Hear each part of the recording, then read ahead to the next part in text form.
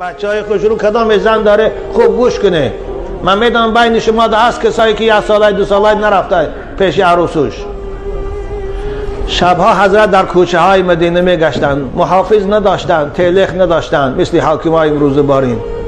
اونا عادل که بودن، عدالت داشتن، از کسی هراس نداشتن غیر از خدا. امروز که اینها عدالت ندارن، ظالمن، بنابراین به 50 100 تلخ نمیگردن. حضرت دستشان دیرشان بود، کوچه ها شب ساعت 1-2 شب بود میگشت.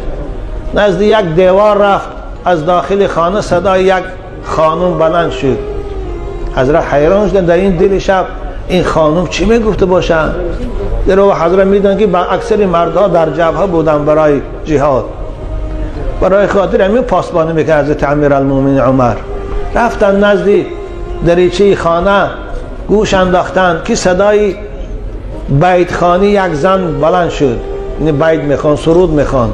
فقط خوشنامه نداشته ایده، ایالی به خوشنامه بودن. مضمون بیت عربی است، تو 4 مصری و فارسیش ترجمهش همین است. او خانم میگفت، به خودش گناه کرده که خدایا اگر خوف تو نمی بود، اگر ترس روز قیامت نمی بود، اگر عذاب دهشتناک دوزخ نمی بود، این شب من هم مثل دیگر خانم های شوهردار در این بالای کراوات منم جنبیده می استاد. این یک جرم می آوردم، منم راحت و معیشت می کردم. حضرت عمر وقتی که شنیدن آب دیدشان جاری شد، رفت، گریهش آمد. رفتن نماز بامداد با گریه خواندن. گفتن عمر چی جبر کردی در این زنهای مسلمان با روان کردن شوهراشان به جبهه و به خط فراند؟ نماز خواندن، رفتن خانه. رسول خدا حضرت حفصه مادرمان دختر حضرت عمر است، پیش دخترشان رفتن. مثل حاکمای امروز فرمان ندادن گیره حفصه رو پیش من بیاره، خودشان خیستن رفتن نزد دخترشان. در آمدن سلام کردن، نشستن، گفتن جان من حفصه، گفتن تو همسر هستی، تو مادر هستی، تو زن هستی، تو خانم هستی، تو به من راست گو، تو مادری همین مؤمنه هستی. به من گو که همین زن از جدایی شوهر تا چند وقت طاقت میتواند کردن، آخران این مهلت شگو. حضرت حفصه مادر من گفتن یا امیرالمومنین پدر بزرگوار، 4 ماه زن میتونه خوشه به شوهر نگاه داره، این زنهای شوهردار. بعد از 4 ماه که گذشت، ماه 5م و 6م بی طاقت میشه، احتمال است این که برای خطا رو و خیانت کند، چرا دیگه خوش کنترل کرده نمیتواند. خلاصه عقلش دیگر نمیتواند که پیش راه شهوت و نفس گیرد، احتمال است خیانت کند. 4 ماه فهمیده زندارا غمی زناتان نکن خورید.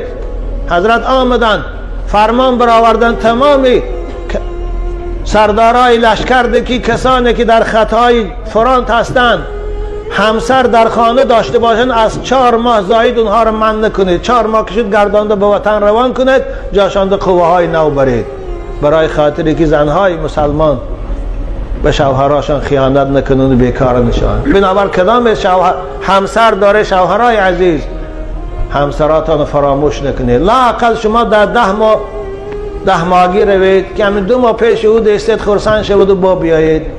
اما 2 سال و 3 سال و 5 سال و یک خیل ناجوان مرد پیش من، یک بچه، یک خانم به پسرچی دویم میخواندگیش خطرف، والله قسم حانسی های گفت حضرت ایشان من این بچه است، من شوهر کردم. گفت 40 روز 45 روز شوهرم قطیم استاد، همون رفتگی الان تا حاضر نامده است، بچهش دویم میخوانه نامده است. من این خیلی ناجوان مرده هم هستن. حیف جوان مرده که خود در اینجا راحت کند و همسر رو در اونجا عذاب روحی کشد. اگر رفتون نمیتونی جوان مردی کردن، نمیتونی همسری کردن، نمیتونی او رو تأمین کردن، مردانه طلاقش کن. یک طلاق او بیچاره کل معلقه در بین آسمان و زمین نگردن. اگر خواهی باز که رفتی میتونی با گشته گیریش یا طلاقی کردی، 3 ماه پسای 3 سال پسای اگر زنی با وفا باشد برات استاد، لیکن که نخواستی او عدهش برات شوهر کند ده. مگر او در دام تو چسبیدگی است تو اینجا راحت کنی و اونجا عذاب کشد. خدا قرآن برای ما این نهی میکند ولا تذروها کالمعلقه، زنها تا بین آسمان و زمین معلق نگاه نداره، نه زنشان میکنه که او راحت کند، نه سرشان میتید که او جدا شود و شوهر کند. مسلمان نباید این کار کند. انشاءالله گمان دارم در بین شما این تو مردهای و این تو جوانهای بیناموس نبودگی است. همه شما انشاءالله جوانهای بغیرت و بناموس، زیرا که زن شیشه ناموس هر مرد است. هیچ مرد نمیخواد که همسرش ناراحت شود و همسرش خیانت پیشه شود و به خودش و به فرزنداش خیانت کنه. خواهش میکنم عزیزان من نصیحت من فراموش نکنید.